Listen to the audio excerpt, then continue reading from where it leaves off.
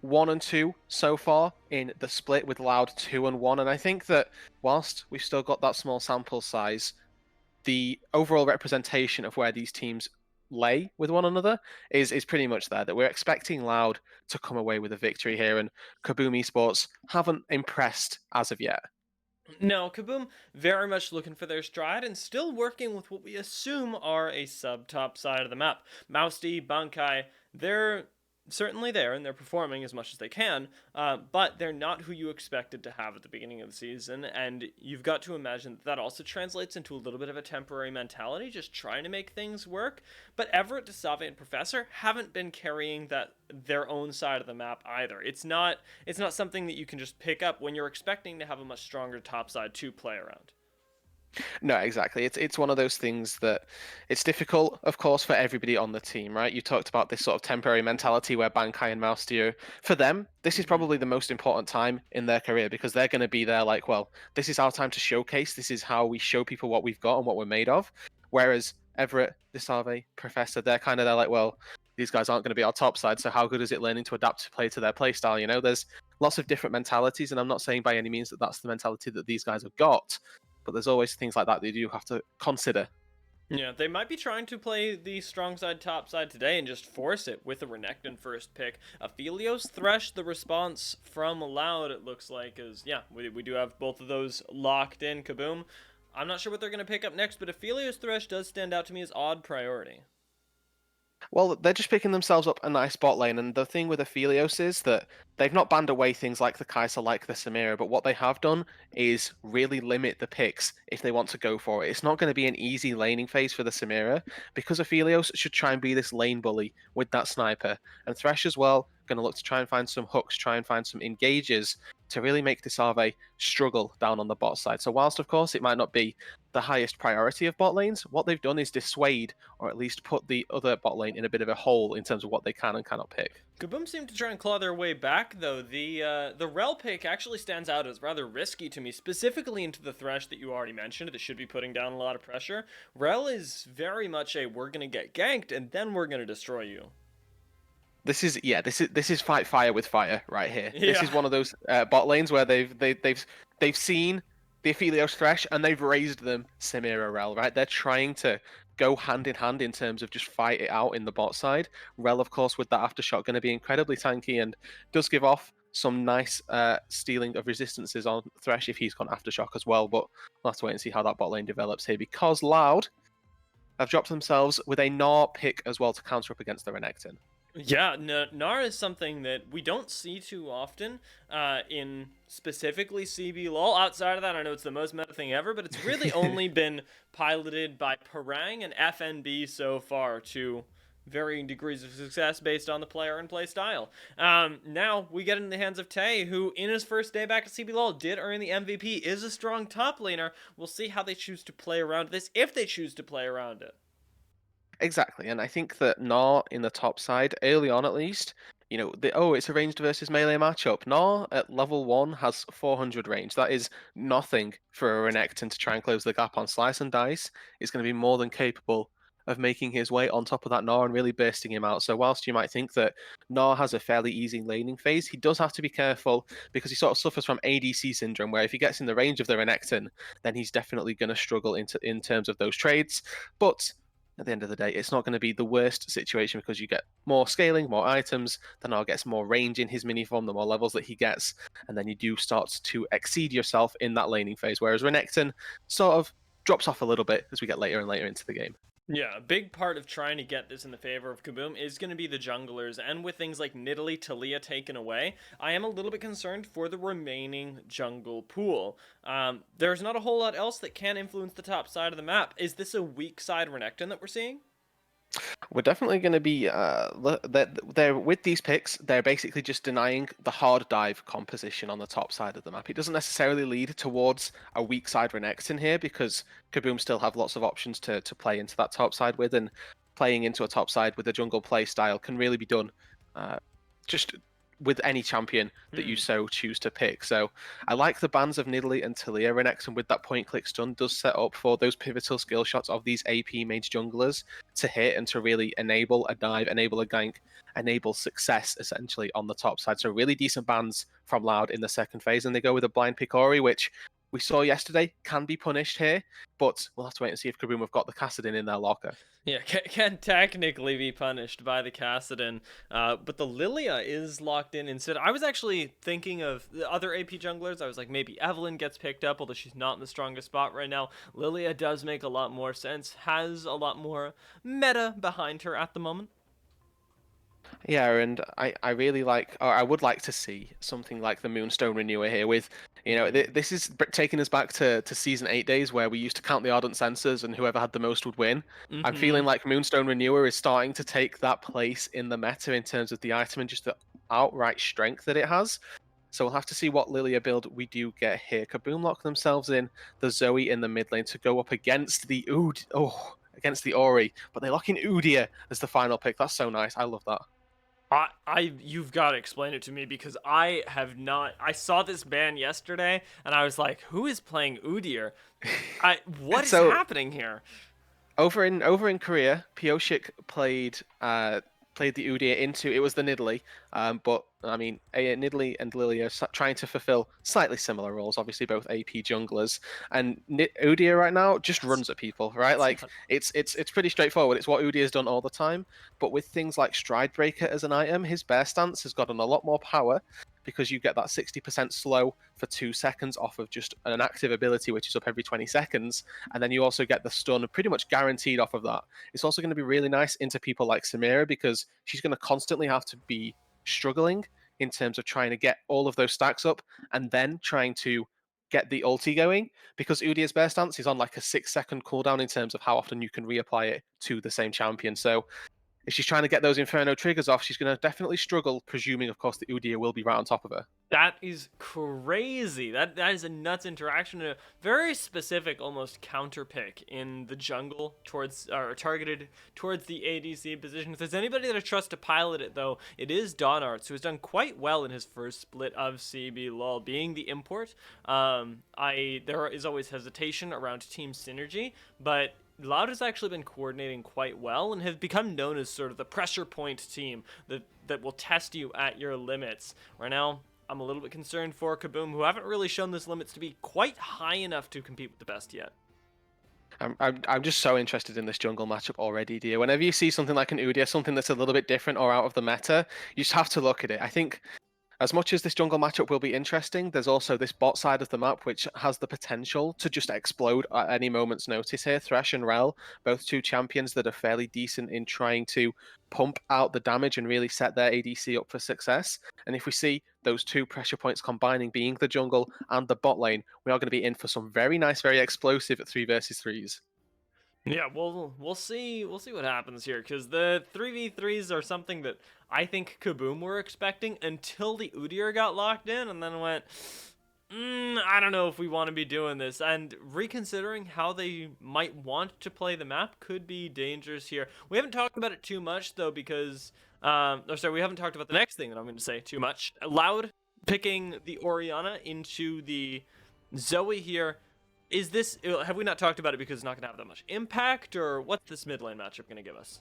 This mid lane matchup is slightly Zoe favored, Mm-hmm. just in terms of the champions and their nature. But what we have to sort of point out is that Dinkado is no slouch in terms of either weak laning matchups, in terms of getting gold, in terms of doing all of that good stuff. I think there was a stat that in the top 5 people that get Mm-hmm. gold, like who gets the most gold in CBLOL right now, Dinkado is the only mid laner. That was coming into week 1 or finishing off from week 1, so coming into week 2. Yesterday's statistics maybe not fully factored into that, but from week 1 alone, Dinkado just farms everything everywhere. Just gets so much gold from camps, kills, minions, anything that he can find. Orianna is the perfect champion to enable that as well. So even if the Zoe is going to have a fairly decent time in the laning phase, I don't expect Dinkado to be too worried. No, he does not need to be right now. This is Something that, I mean, on the Orianna, you can sit back, you can farm, and KaBoM have to step up their team play as a whole to make the fullest use of this Zoe. To make full use of Rel, though, Oh, all you've got to go do is press a dismount. Does the boy cleanses the ignite, even flashes at the end there, but Desave flashes forward looking for the kill, and the exhaust has to be used as well. That's a spooky, spooky bot lane.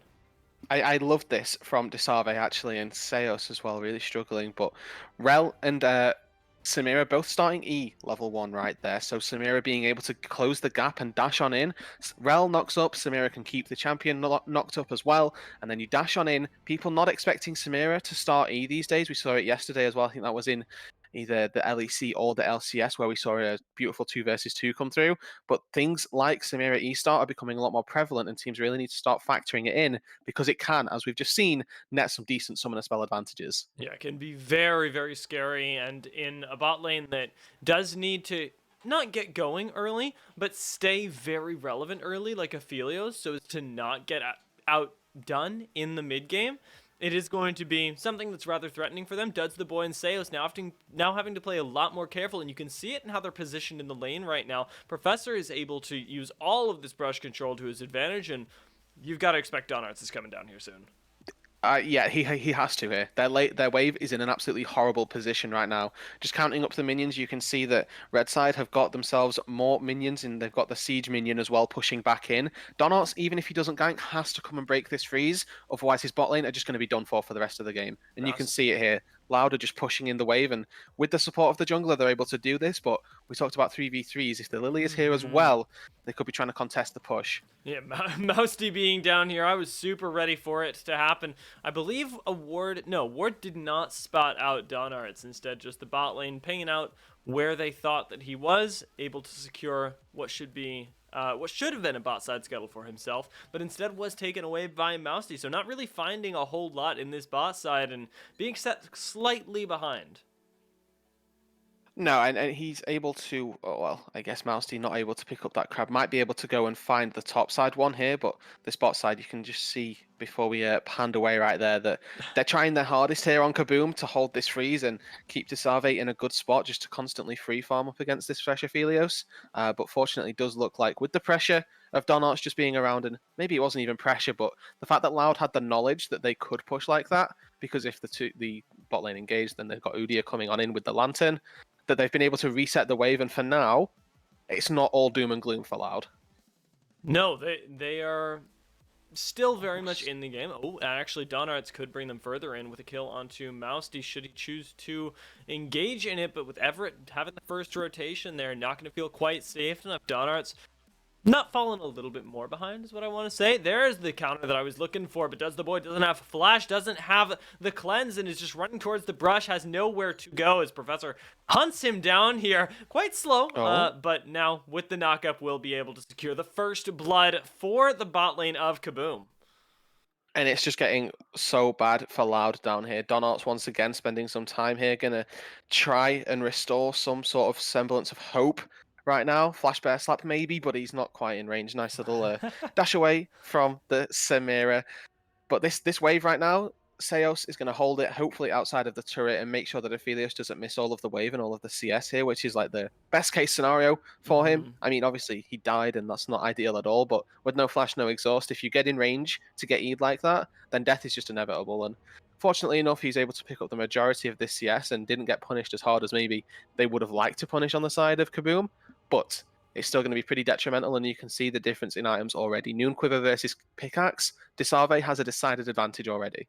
Yeah, it's just that little bit of gold that gets you to that item breakpoint. Right now, though, speaking of breakpoints, level 6 is hitting the top side. If Bankai has to flash for free as Tay does use the Gnar into the wall. Donarts, though, on the other side of the map, unexpectedly has started up this dragon into a little bit of what I hadn't expected to be tempo.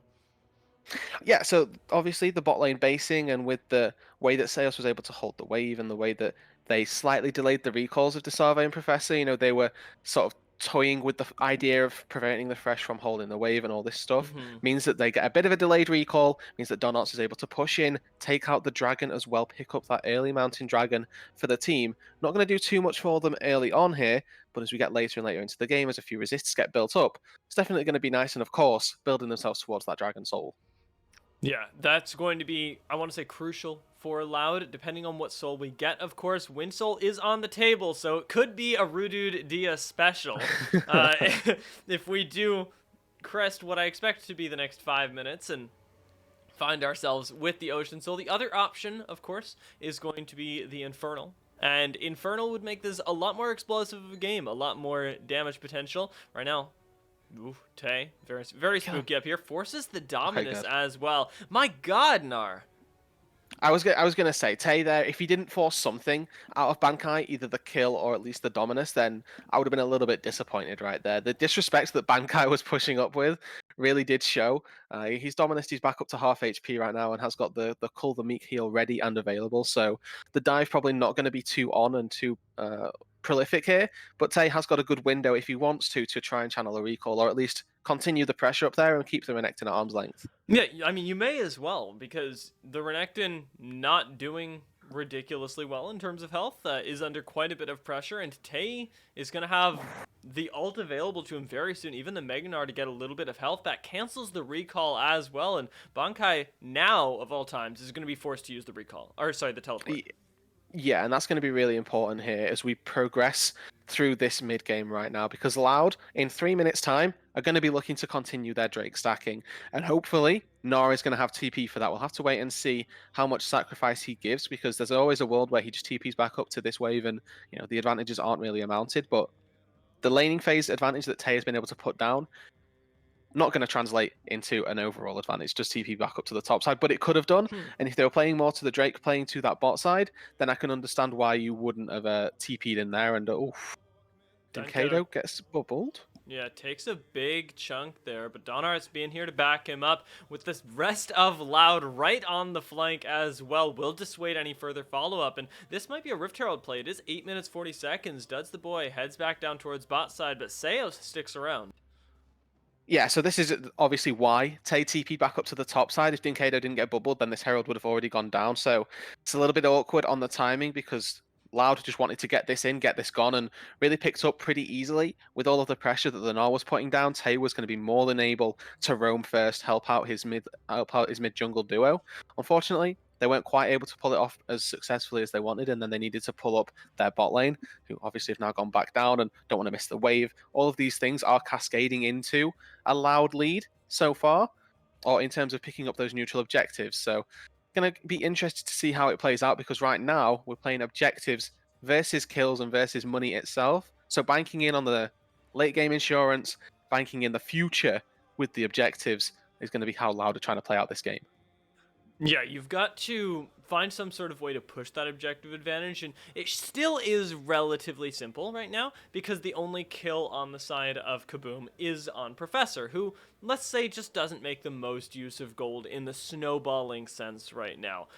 Is going to need to find a lot more ways of using that, perhaps around this top side to help out Bankai, who's already in a lot of trouble. Tay finds the triple stun under the tower, and now Downarts can arrive to just clean up the kill. Will choose not to dive the Renekton, who does have all the cooldowns up. Bankai dashing in, dashing out, slices and dices, and manages to live.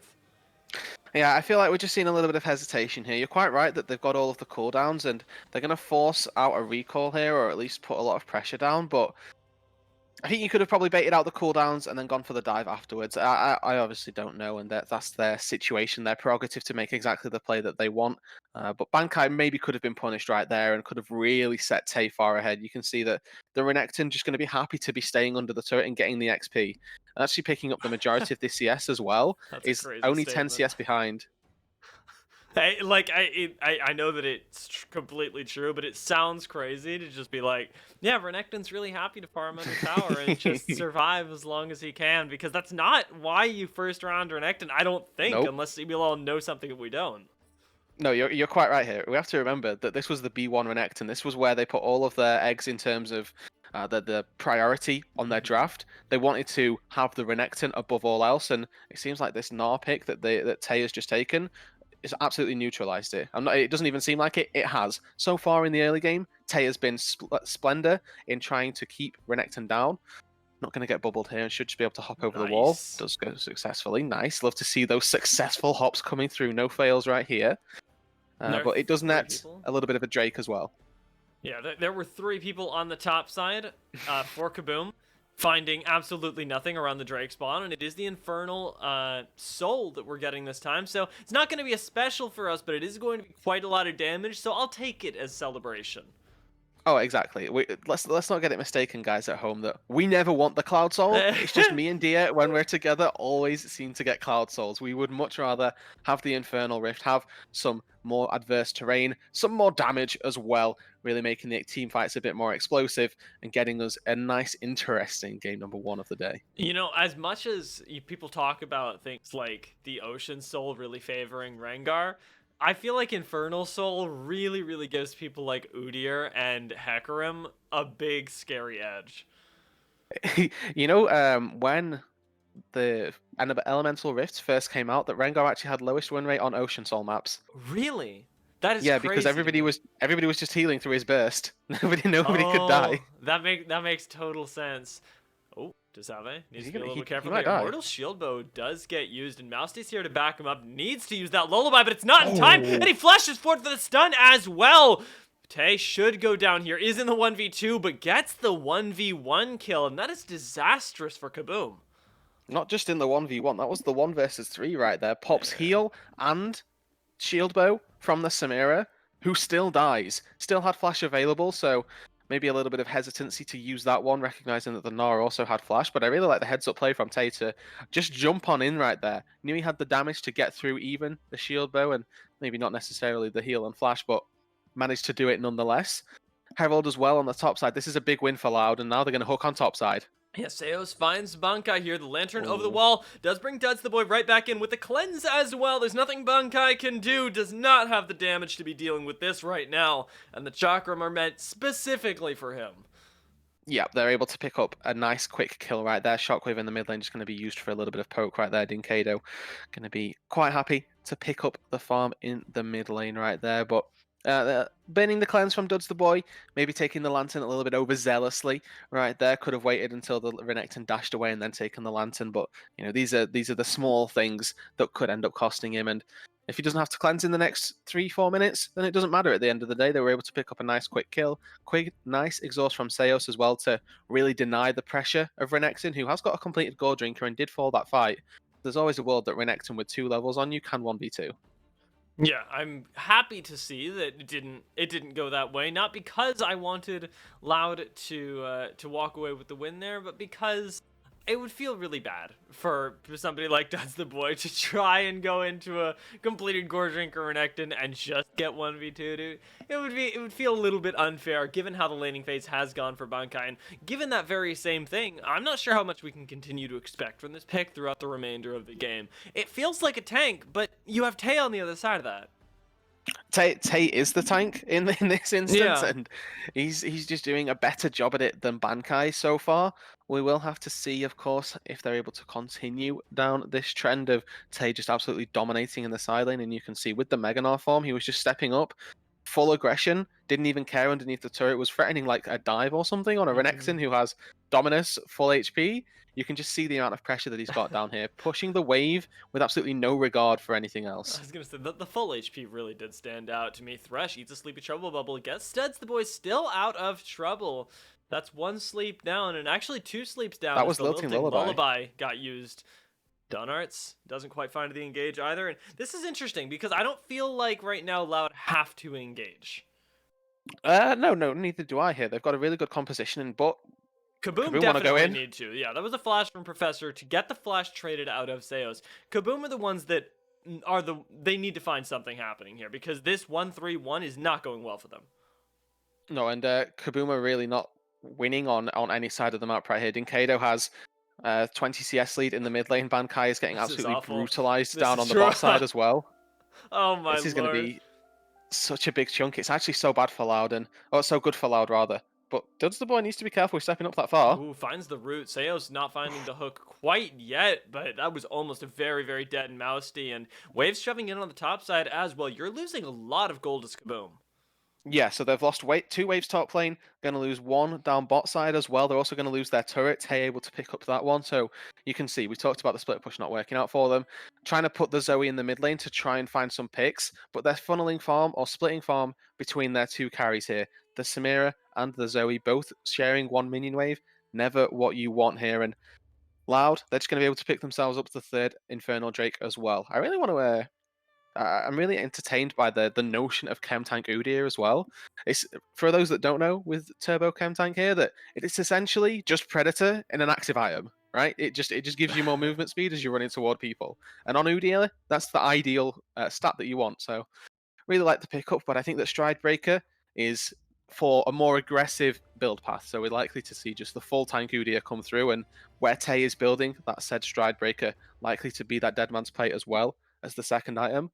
We're going to maybe see a more full tank oriented Udyr just running around being a stun bot. Yeah, and it's going to work out for you if you're allowed to have an additional frontliner, because let's not forget that there's an Aphelios behind you, and as much as Duds the Boy has not been the center of this game thus far, we're cresting the 17-minute mark. You're near Infernal Soul. He's going to have the time to scale to that later point of the game, and will provide you a lot of insurance as long as he has a hefty front line. And that hefty front line, as you just said, is going to be more than prolific. And if Helios wasn't enough, Orianna has completed her mythic as well. Got that Ludens already locked and loaded, ready to go right here. Zoe does have one in response, but the Mercury Treads picked up by both the mid and jungle here for Loud. Going to really diminish the power that Lilia and Zoe have as a dream duo right there.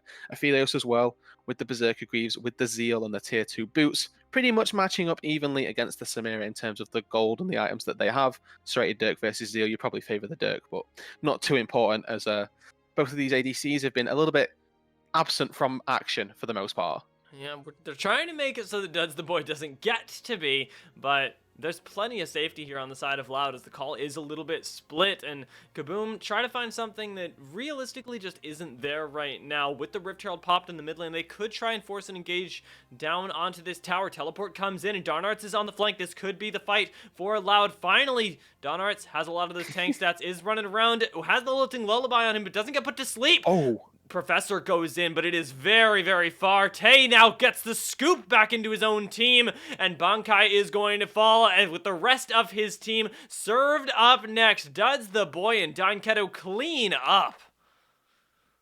Everett just watching as a spectator right now. This Zoe is just not having a nice time, and neither is the rest of KaBoM right there. A beautiful fight, Loud, just shepherding everybody into exactly where the Gnar was going to come in from. Udyr just running around on the back of the team fight, making sure that the boys that were getting corralled were definitely being sent into this Gnar. And as soon as Tay shows up, let's have a look at it here. Look at the Udyr's positioning and look where he's trying to push them into. We see the TP coming through on the turret on the top side as well.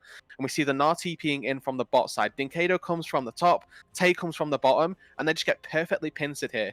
Bankai is not in a position to really be the front line. This big three-man Gnar shoves everybody right back in. Double Infernum ulti as well from the Aphelios. And you can see absolutely no regard for his positioning because everybody is so far ahead. He just dashes through the team with that shotgun Q.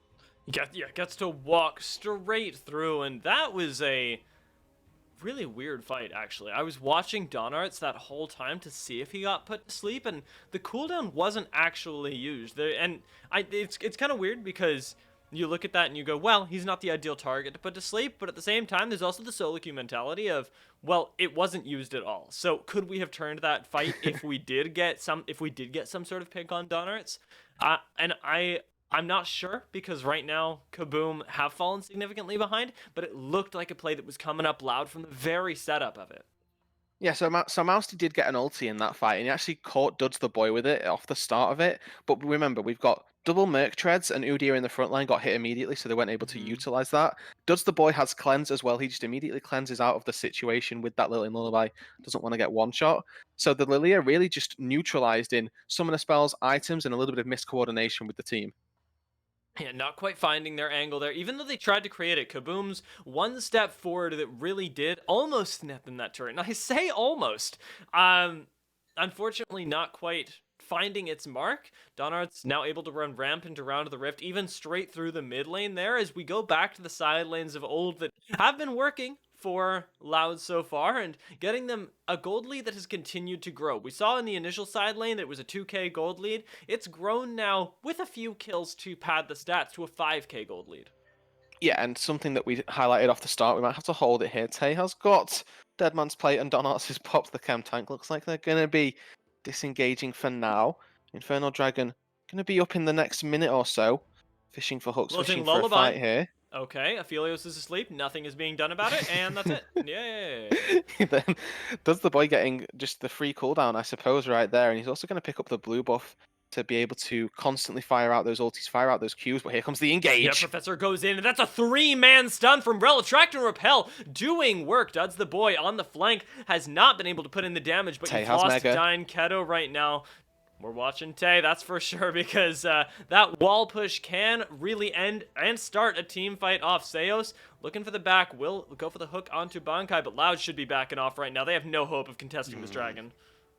I think they could have done it. I don't know. They might have entered the game away and put the game right back in their position. I like the idea that they don't just run in and die and then give up all of their shutdowns, all of that gold. And, it was for sure the right play to not go for that. But I think they could have done it if they'd have played it perfectly. It would have required a lot.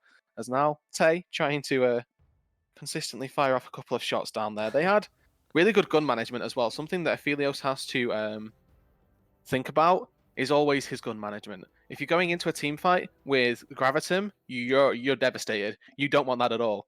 These guns right here, really nice. The Infernum, beautiful team fighting weapon. Red gun as well, just keeps you so safe with all of the sustain. We'll have to see, because it looks like we're going to get a team fight, because Loud are looking to try and take on this Baron. Lord, that's a chem tank. Holy Don Arts is trying to imitate Usain Bolt, and he does it. The shockwave right catching. Tay, though, continues the fight with the smash into the wall. Professor in the middle of the team, but Save is the focus right now. Burned through by Loud as the cleanse get used by Duds the boy to cleanse the attract and repel, but Save still alive right now, means that Duds the boy caught with that Gravitum does need to play the kiting game, and that is what it is for. Even dodges the paddle star there, but does get taken out by Everett, and that is a big shutdown given over to KaBoM. The Baron stopped as well. So it's a 3-for-3 overall. Neither team going to secure themselves an objective, and I want to watch the replay, and I want to highlight everybody the situation that Desave found himself in. Yeah, what did I miss the ability for him to stay alive. Actually, like it was massive how well played Desave plays this. Both ADCs in this game have really actually impressed me with their positioning and with their power that they've been able to get. I'm not sure if we're going to get one, but we will continue on. As though we are. Horizon Focus actually picked up for the Zoe here. So one of these items that exceeds, if you have longer range, you do provide true vision if you hit somebody over 750 units, or if you just immobilize them, which is obviously what the bubble is good for. But basically, on the backside of that team fight, Desave just stayed alive using Immortal Shield Bow and the Conqueror to his greatest effect. Got CC chained down to about 30% HP, and Loud were just in the situation where they were like, well, Samira's dead. And then Samira just lived, kept on living, kept on living, kept on living, healed up, got back to about full HP, and then just basically turned the team fight right back around and made it even at the very least. I did exactly the same thing. And, I saw a meme a few days ago that was, who out-sustains who? Is it Moonstone Renewer, Staff of Flowing Water, Lilia? Is it Gore Drinker, Renekton, and Olaf? Or is it just an Immortal Shield Bow Samira? You've got two of those three things here. There is no lack of sustain, and I'm expecting to see after that fight some grievous wounds come in for Loud. We should have seen it a long time ago here. Loud have just been so far ahead that they've not necessarily felt like they needed to go for it. But after that team fight, I do expect people to be maybe a little bit more cognizant of these things. And now down. Oh, okay, around the Baron, we have Everett burning his TP here as Dinkado is a little bit caught here. Should be able to dodge this bowling ball and be able to make it to safety. Mounty has got flash, so this engage could come through. Never mind, the Luden's going to be enough to give the movement speed and get to safety. Meanwhile, down on this bot side as well, I want to point out that Tay, the entire time, is going to just continue to batter away at this Renekton. Has got the Deadman's Plate, is more than capable of taking this 1 versus 1. And Seos actually hovering here as well. Looks like a bit of a commit from Loud. Yeah, knowing that they're not going to be able to pull off a Baron play with the way that KaBoM are playing around it, they end up opting for a play into the bot side, which works well because there's no vision here for KaBoM. Of course there is. Yeah, there's not going to be any with all of the Baron setup that Loud have gone for. You can see that KaBoM are just trying to match that, and Well played by Loud to recognize that they've got themselves a little window, a little avenue to net themselves a little bit more gold down here. And something as well that has really Sales? actually oh, No. You don't go for oh, these. oh, Disarve. It's so close. Okay, they're all going to be fine. Tay whiffs the W, but they whiffs the Q as well. Bankai got all the moves. Unfortunately, 032 not quite got good enough moves as a little bit of time to just take our time back. What I wanted to point out was the consistency in form across all three of the laners here for Loud. So often we will see both mid and ADCs pumping out that 10 CS per minute number, and we're not quite there, but we're fairly close, right? But actually, the way Loud have been manipulating the side lanes and consistently sticking to this 1-3-1, the majority of their laners have all got that power and all have so much gold, which will be helping them in this 5k lead. We've stuck around that number for now, but let's see if they can make it work, because 8 seconds left till the Inferno with a half health. Tay is not going to be doing you a whole lot of favors if you can't play this team fight perfectly. Seos dissuading Professor from the flank here, as that knockup has been big. The dismount is something you've got to look out for, and does the boys positioning. We're going to be watching like a hawk. Dragon is starting Tay up and TPing. teleport into the backline. Tay does not have the Mega R available right now, needs a little bit to get going, but just gets straight into the team. And with the Turbo Chem Tank done, or it's in your face, you're not going to have much of an option. But we see Duds the boy Duds is get dead. deleted. Dynketo is the one that has to prop up the damage here, and he does not have it. Desave pulls the Inferno trigger on Tay's face, gets taken down for the disrespect by Dynketo, but it is just the cleanup right now as Mousty goes quite low. Oriana gets to sleep, and now gets almost knocked up. The flash away, saving her life just for a little while. Darnus has so much to sustain here, and this could be a Loud win as they're turning it around, burning down Professor. The Infernal Drake gets taken in the meantime, and now Kaboom, they need to get out. There's nothing else to find here. Dynketo and Darnus, a surprisingly scary duo. My word, that fight pivoting on a knife's edge the entire time. Loud actually able to turn a kill back in their favor, but Kaboom here are definitely succeeding. A bit of a fluffed engage as well from Loud. Hopefully we get to see that one and we'll get to highlight why that went quite so poorly here for Loud. They've got all of the resources that they should need to really put themselves in an advantageous position, but unfortunately not been quite able to do it. And now, there we go.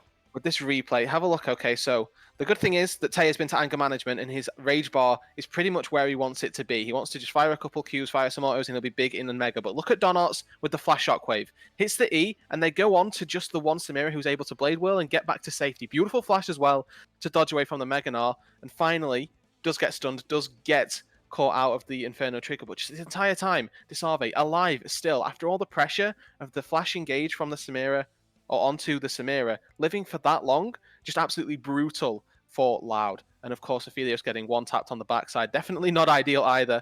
All of the consistent DPS removed, but fortunately Dynketo able to help out and keep that kill going. Yeah, you've lost your 2 Infernal Dragons right now, though, and that's got to be a little bit concerning as we crush the 3rd one, because this sustain is only going to become more problematic. I'm taking a look at all the items right now, and Donarts is the only one that actually has the gravest wounds. He's not the one that's going to be able to apply it to the most people. Ideally, you're not hitting Donarts. Ooh, no, and that's...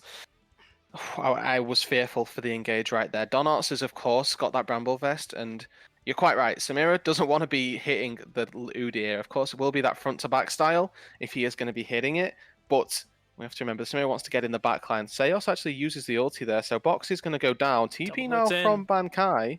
Yeah, Tay is here, though, once again. We still have Lilting Lullaby available as well. Seos is going to be able to reposition using the Shirelia's active, but Tay's waiting on the flank here, has the Mega. As soon as it expires, you are missing quite a bit of teamfight CC potential right now. Loud return to the river to try and claim this vision for their own, and now Tay, with no teleport, is moving down to the bot side. This should be a Baron call off by Loud.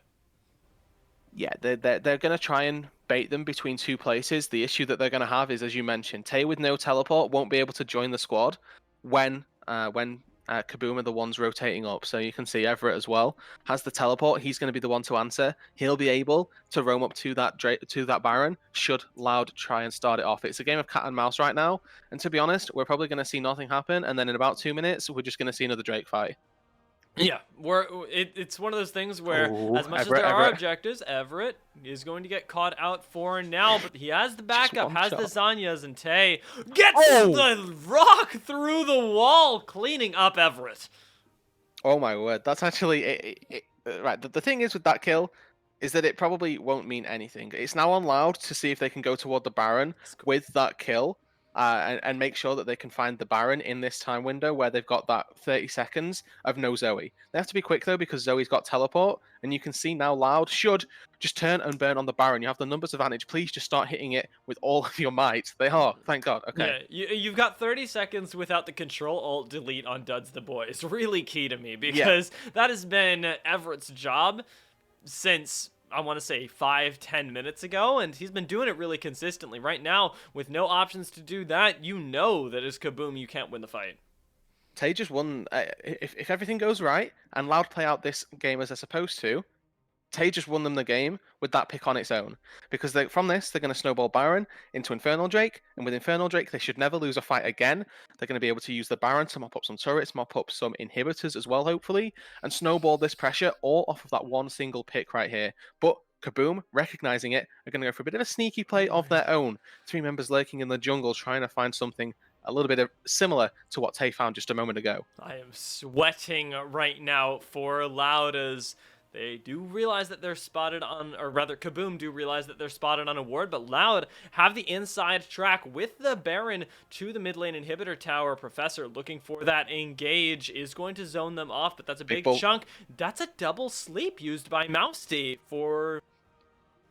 for something. There we go. Flash forward from Professor. Knock up almost does it, but there's a teleport in the back line, and now you've got to be really careful because Tay is on the flank, has the Mega, stuns 2 into the wall, and Duds the Boy is able to auto from 500 units away. Seos joins him over the wall. Desave, though, does manage to get a single kill. Immortal Shield Bow is popped, has the sustain in his pocket. Now Loud are the ones that have to be careful. By grievous wounds! It's not difficult here. I keep looking at the end because I saw them get Baron and I was like, that'll let somebody buy grievous wounds. No.